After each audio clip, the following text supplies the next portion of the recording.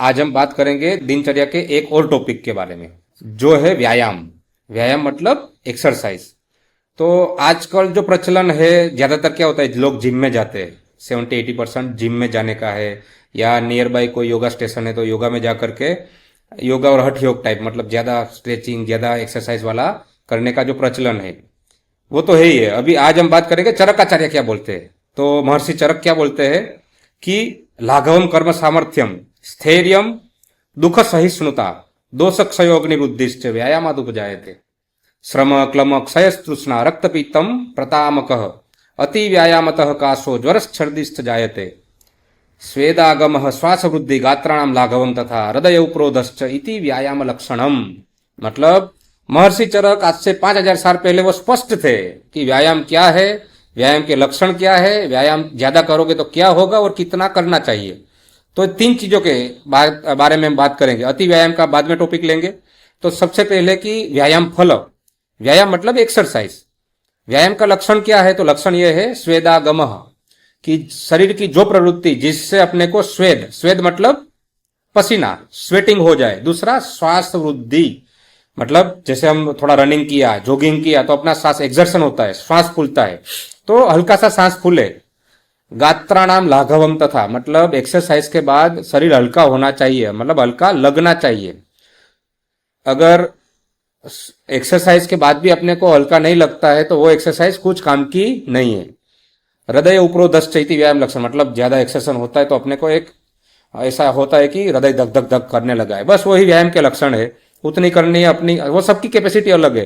कोई 4 किलोमीटर दौड़ता है उसके बाद उसको हृदय उपरोध आता है, कोई 1 किलोमीटर में थक जाता है, या शरीर धीरे धीरे अपनी कैपेसिटी बढ़ाता है, तो वो व्यायाम के लक्षण है। अभी व्यायाम के फायदे क्या है, तो महर्षि चरक से सुनिए कि वो फायदे क्या बताता है।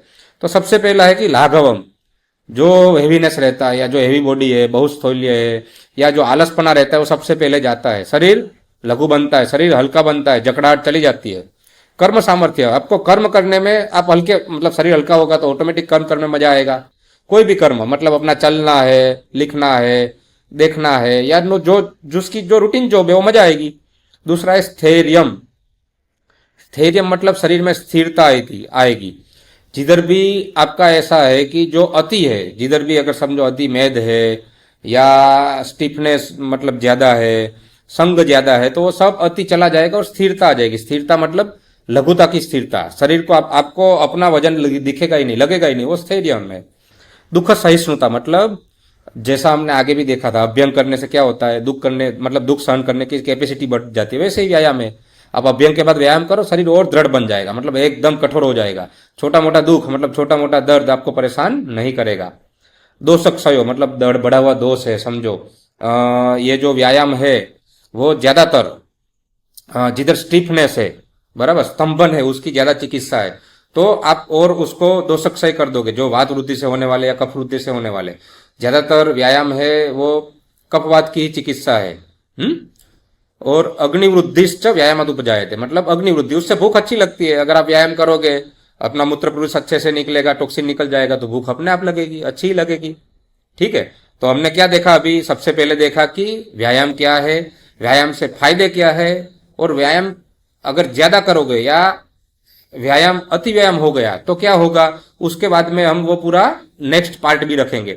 अभी हमारा एक ही सलाह है कि नित्य व्यायाम करो। एक हमारी पुरानी कहावत है कि 40 के बाद 40 मिनट चलोगे तो आगे चलोगे, मतलब जो नियर बाय 40 है, अभी तो हम 35 के बाद आपको रेगुलरली 40 मिनट्स ब्रिस्क वॉक, मतलब फास्ट वॉकिंग करना चाहिए। ये सबसे पहली एडवाइस है।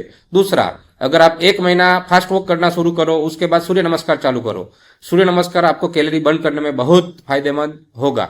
तो सूर्य नमस्कार 4 से शुरू करो, फिर 8-12 तक, रोज के 12 सूर्य नमस्कार और 40 मिनट की वॉक। आपको दोष क्षय, मतलब कोई भी दोष वृद्धि हुई है तो उसको क्षय करने में, मतलब दोष को समन करने में बहुत हेल्पफुल होगा। अग्नि वृद्धि, आपका अग्नि अच्छा रहा तो पूरा शरीर अच्छा ही है।